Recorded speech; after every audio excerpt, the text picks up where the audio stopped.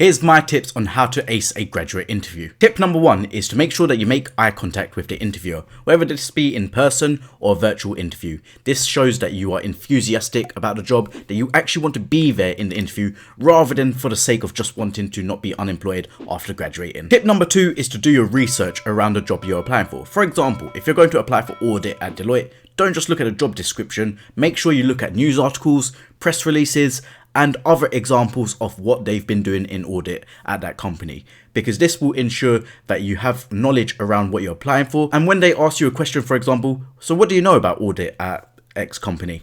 You'll actually be able to demonstrate what you know, why it interests you, and why you want to be a part of that. It's a 3-stage question, that question, by the way. I will be covering interview questions in another video, but by having researched the area around what you want to work in, you are able to demonstrate true enthusiasm. And tip number 3 is to be yourself. Now, I know this is quite cliche, but there's a difference between, for example, manufacturing a completely robotic answer to these questions.